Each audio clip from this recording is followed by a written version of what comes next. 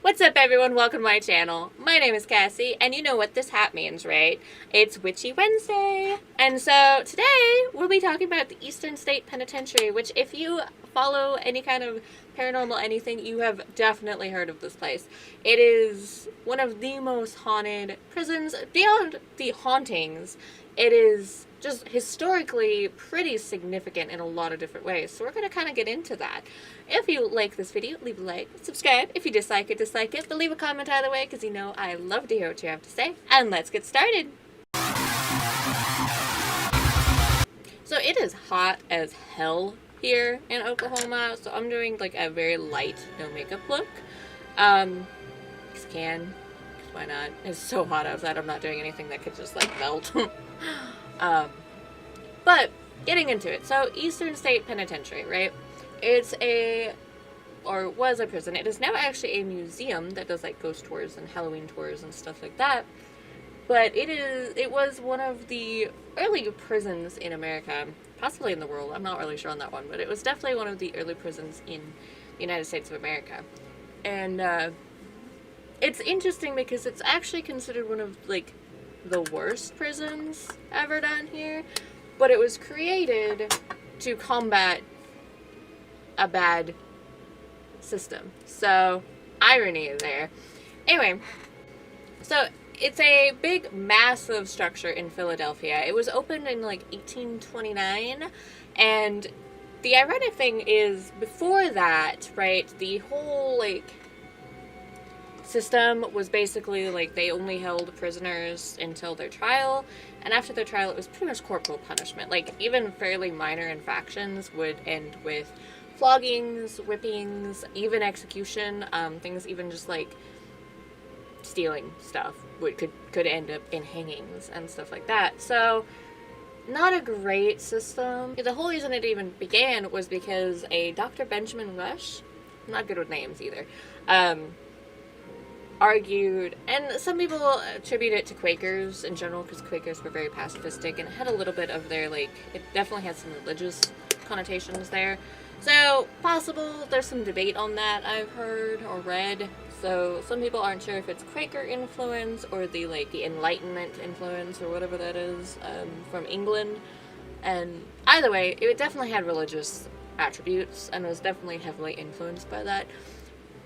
But the whole thing that they argued was, you know, with a corporal punishment system and nothing else, there really wasn't any chance for any kind of rehabilitation, which is fair.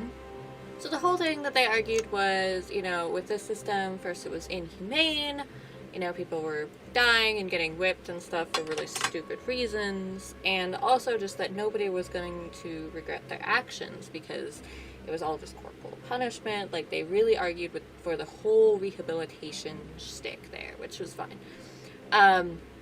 And on paper, before it actually got started, Eastern State Penitentiary was actually fantastic. It had some, for the time, amazing amenities, like heated cells, and I think like actual faucets and stuff like that, which, considering we're talking about the early 1800s, was significant. And that was their whole goal, starting out, was they really wanted to just let their prisoners think about what they'd done, basically, and really focus on being better. Which is a great idea. Except that for this, now keep in mind, early 1800s, there really wasn't any information on mental health, on how brain chemistry affected the body and vice versa. There was none of that. So this was early medicine years, which, as we all know, was basically torture. People didn't understand the body, they didn't understand the mind, they just kind of did things. So, in fairness, it was that situation. In not fairness, it was one of the worst places for people to be, because they focus so much on penitence that their whole thing was keep them in isolation so they could think about what they'd done, basically, you know. And which, as we know, because humans are a pretty social group, even for people who are not super social. Like, we still need that kind of contact. And so extreme isolation, like what they were doing, didn't work out the way they wanted it. People were literally going insane. You know, we all have heard about the, like, isolation cells. I think that's in, like, every trope and movie ever, pretty much. But we're talking, like, extreme isolation. Like, the cells were originally built with, like, feeding doors so that it wasn't, like, the open, they couldn't see out.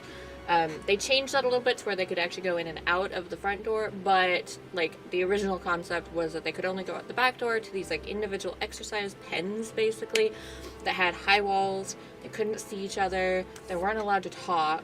They would literally get gagged and die from the gags sometimes because they had, like, iron gags that would, like, tear up the tongue. So they weren't allowed to talk to each other. They weren't allowed to communicate. They had hoods that they would put over the prisoners anytime they brought them out of the cell so they couldn't see each other. Like, we're talking extreme isolation. Not just, we put you in a dark room, which is bad enough. Like, obviously, we know that's bad enough. We're talking 24/7 extreme isolation, not allowed to talk to each other, not allowed to speak at all. The only real, like, outside influence was that they had the exercise pen, which was, again, isolated, and then they had, again, with the religious connotations, they had, like, a skylight in every single thing that was called the Eye of God to, I guess, impose upon them that God is watching you, whatever. So yeah, extreme isolation. And this was designed for the concept of, well, if you're isolated and you're not being influenced by other bad influences, then you will have time to think about what you've done and repent, basically. Except, as we know now, that kind of isolation is going to drive you insane. It doesn't really matter who you are. I'm not super social. I kind of keep to myself. I like my gardens and my animals. That doesn't matter. Psychology is psychology. Brain chemistry is brain chemistry. Humans are still very social animals. And so that kind of extreme isolation, yeah, it made people worse. So despite the fact that this prison had been built with some of the best amenities in the world, it was also one of the cruelest forms of torture. And there were other things outside of the fact that it was extreme isolation, and you had things like, you know, the hoods and all of that stuff. You also had things like, I was talking about before with the iron gag. The most notable part of this, and it became like this whole big scandal, was in 1833, a prisoner named Matthias McCumsey, again, not great with names, he actually died from it, like, within an hour. So he had spoken, and they punished him by chaining his hands behind his back, putting this, what is kind of like a horse bridle, but iron, and it, like, depressed the tongue, but it was iron. It was a full iron gag, and then leaving him alone. So obviously it tore up his tongue. He bled to death. There's an investigation, but as is the case in America in general, nothing was, like, done as far as the actual people in charge. So, big scandal, but again, nothing happened because this was still America. We haven't changed that much. And so, it became this really big controversy, right? So, the Pennsylvania system, this system, was built literally, like, in direct opposition of a system that was already going on in, like, New York and stuff, which is called the Auburn system.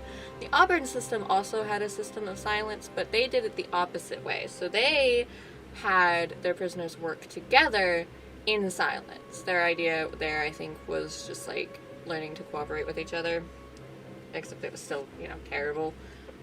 And so there's this whole big, like, back and forth controversy, backlash, pamphlet war, basically, propaganda war. There are a lot of critics and supporters of both systems. A lot of people thought that the Eastern State Penitentiary system was more humane and more effective, despite everything. Charles Dickens was actually a big critic of the Eastern State Penitentiary. He considered it extremely vile. He even wrote it in his books. He visited it in 1842 and was very, very outspoken against it. And he even pointed out, like, the insanity thing of, like, how high a percentage of these prisoners were going insane.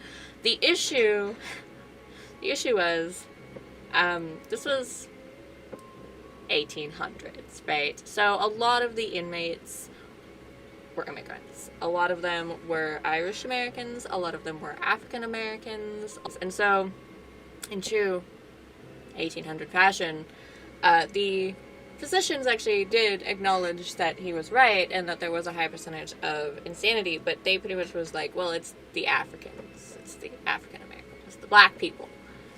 They're insane, obviously. That's the reason everyone's fucking going insane, including all the white people. It was the blacks. Yeah. So that made sense.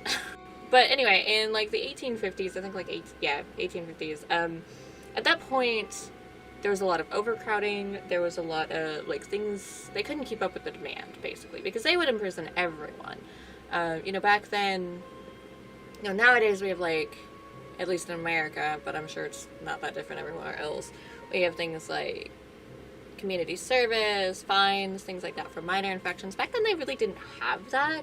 So if you stole stuff, you would get thrown in there just the same as if you murdered someone. Like, I think the sentence was different, obviously, but I mean, the punishment was the same. So they obviously had a huge issue with overcrowding because they were just throwing people in there, and obviously that led to like unhygienic conditions, and safety issues. A lot of the prisoners were circumventing everything. Like, they refused to do what they were told.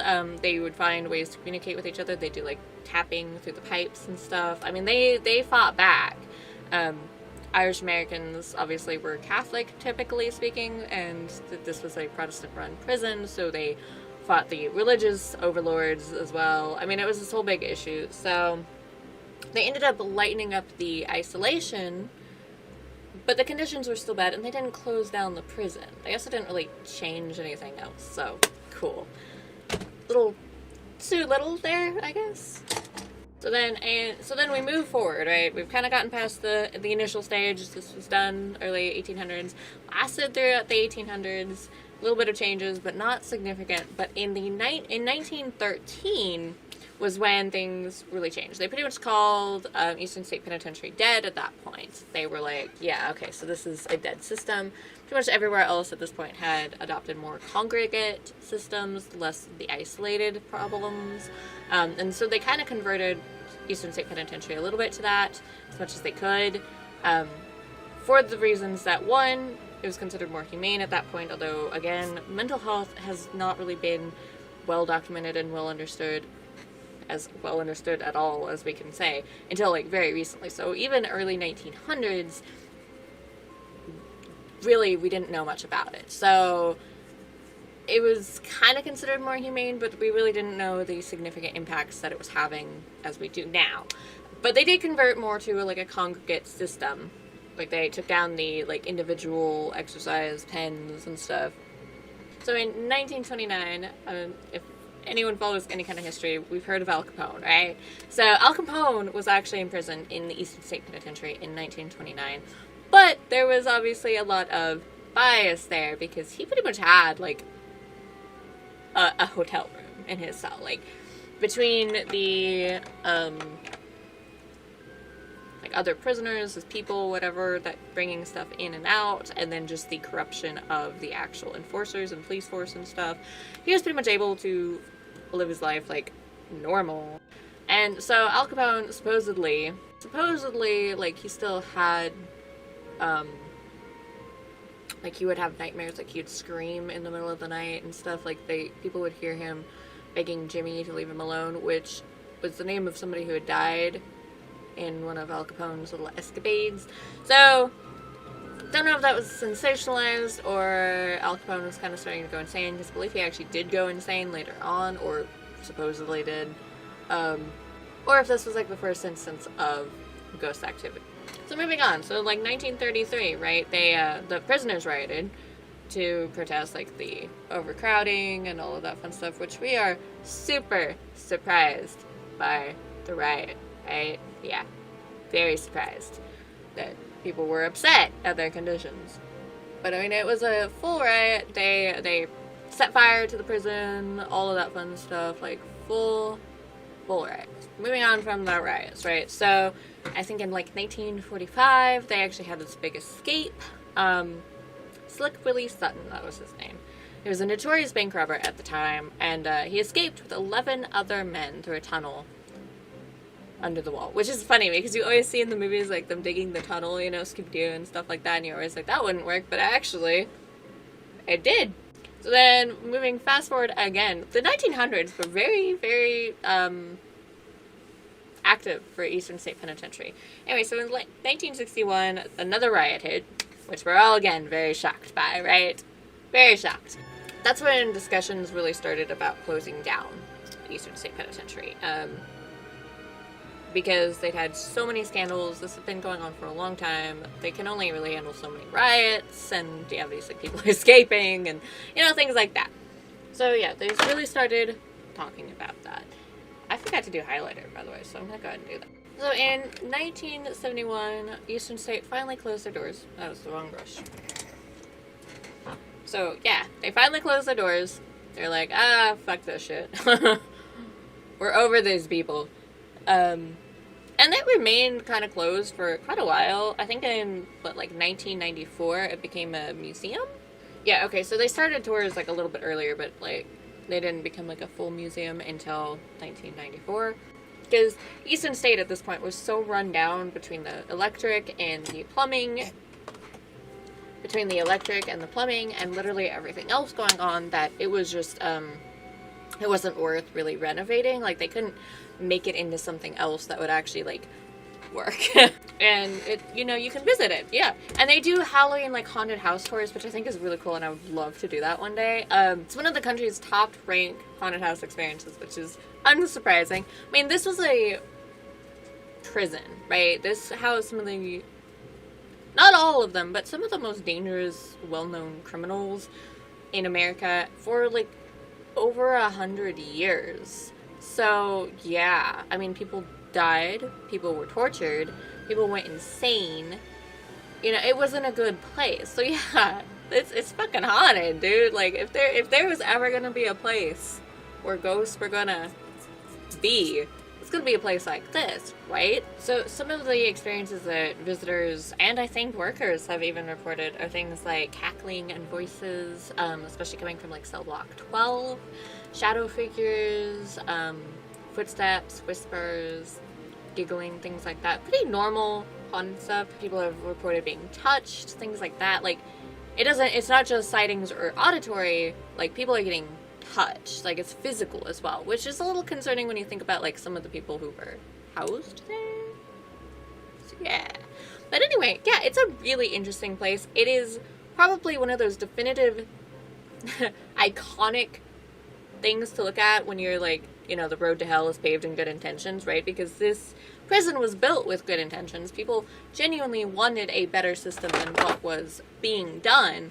And so they came up with this concept, which in their heads was a good concept and more humane, but it actually ended up being worse. So, one of the most haunted prisons in America, one of the oldest prisons in America, kind of what started the extreme isolation systems, at least here. I don't know about other history, sorry, I'm just looking at America. And, it was all started to be a better system. What a wild world. Anyway, if you visited the Eastern State Penitentiary, please let me know. I would love to go there at some point, but I'm nowhere near Pennsylvania, so it'll probably be a while. But if I do, I'll vlog it. I'd love to go on Halloween. That'd be super cool. But yeah, that's it for this video, and I'll see you next time.